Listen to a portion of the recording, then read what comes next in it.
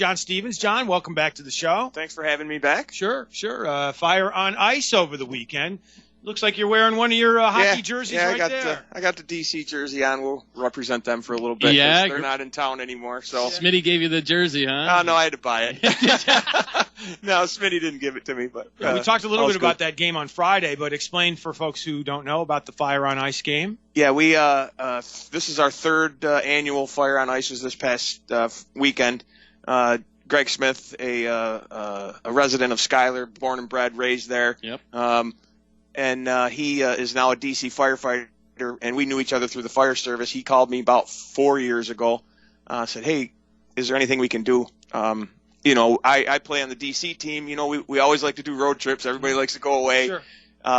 So we got together. We didn't get it done that first year because it was too late in the season to plan it. But we both had a mutual acquaintance. Jim Ennis is a retired Syracuse firefighter union president. He's also the chairman of the Burn Foundation of Central New York. We contacted him and said, look, we'd like to do a game. The first year we did one game between what we've tabbed ourselves as the Central New York Flames because it's various players from various departments throughout the entire state because we have a couple guys from Lake Placid that come down and play. Cool. We were very successful that first year. The second year we said, let's add a second game. The Utica Rome Fire Department combined a team to play Syracuse. So we lost some of that group of players from Utica and Rome. They went to their own team. Did that take place in the Carrier Dome, or was that a different event? No, that was different. That was the Winter Classic for the AHL was last year. Yes. Yeah. But this one is at Kennedy Arena? This is one at Kennedy Arena in Rome. Yep. And that was very good, successful. And this year we did the same format. And just another successful night. We've got about $5,000, and we still got a little bit of money coming in. So over the last 3 years, we've raised in the area of 15 grand for the Burn Foundation. Wow. And the Burn Foundation covers a huge area. It's from the Canadian border down through New York into Pennsylvania. It's 32 counties. It's all donation run, nonprofit. And what do they do? They assist victims that have been burned. Not only firefighters, but anybody in the general public.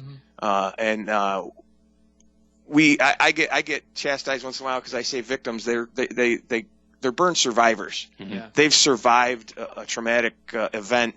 We have a breakfast every year. They do a burn camp for a week, and we have a breakfast in Syracuse at the one of the fire stations that we cook for them on the way up there.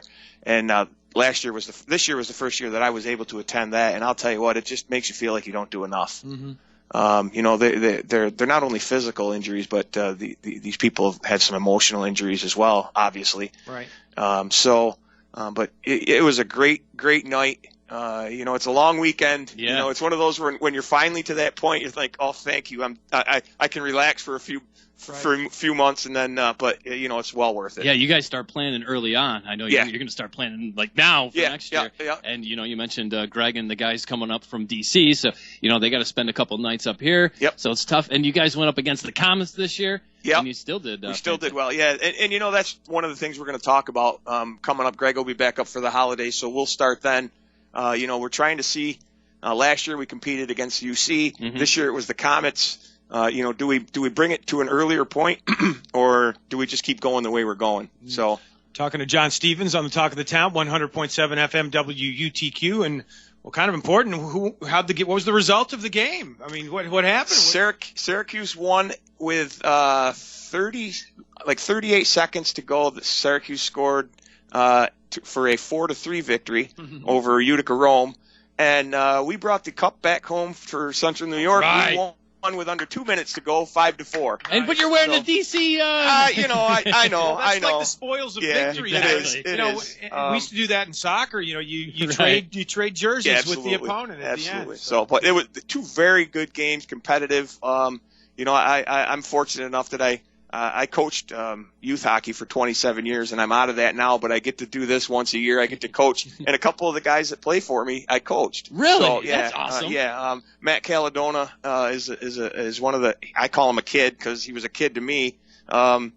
he scored the game winner. He's a Utica firefighter, but he still plays for me because he wants to play for me. Is he part of the Clinton Tractor family there? Absolutely, yes. Yep, He's one of the grandkids of the owners, and his dad Chris is the vice president over there. So Awesome. Chris and I coached together. He helped me out this weekend, so we had a very good time. Well, that makes me think of an idea of what happened in Schuyler. The other reason that we asked you to come in is the Man Tips group. Yes. And I mentioned earlier on that you guys came together and helped the Boy Scouts troop heard out.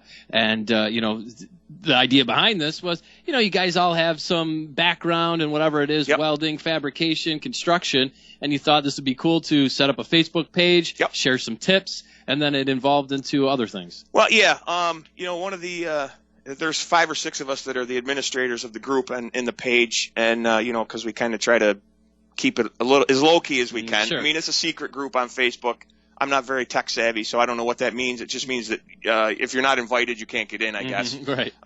So once in a while, guys are guys. They get carried away, so we got to tell them, hey, look, calm it down a little bit. This is they can still see what we're doing. Right. But we did the thing for the Boy Scouts, the barbecue pits, very successful. Did they ever find that barbecue? Nope, by the way? not that I'm aware of. If they have, they haven't told me about it. So, but gentleman Carl Wilcox was renting that barn on 5 in Schuyler, and it burned to the ground. He lost all of his business equipment. He has a firewood business, logging business. Lost all his equipment. And the goat. I always see the goat outside. Yeah, and he had some puppies that he was raising in there as well. They all perished.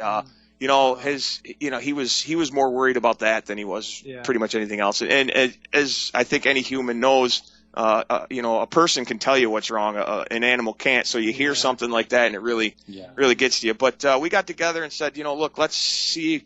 We hate to do a GoFundMe all the time for everything. So we really kind of pick out, what's good. And he's a member of our group, so obviously we're going to step up for a brother of ours and help him out. In a few short days, we've got over $3,700. We've got some other things in the works, trying to get him some equipment to get him back on his feet, because he literally did lose everything for his business. So, people have been very gracious. The Man Tip group, people that aren't in it say, "Oh, why can't I get?" Well, give it a shot. Throw us a shout, and we'll see if we'll let you in. And what kind of farming? What kind of work does he do? He was a logger and firewood. Right. And he was renting the barn, so he didn't have insurance on his equipment and stuff like that. So, I threw a goal up there of $25,000. I just wanted it to be out there that, look, this guy needs some money. So. Was that an unrealized expectation? Absolutely, I think so. But hey, if you don't throw it out there, you don't know. Like I said, in a few days, we've got over $3,700. So that's where we're at. And is there a way to find? So if folks want to find that, if you go to let me see here, Carl Wilcox Assistance Fund on GoFundMe. Just click on that, and the GoFundMe is very user friendly. If I can do it, anybody can. So go to that, and it'll give you a donate now. Everybody says, I don't have a lot. It doesn't matter. If you got $1, $5, we've got people throwing all kinds of amounts out there. We'll take it.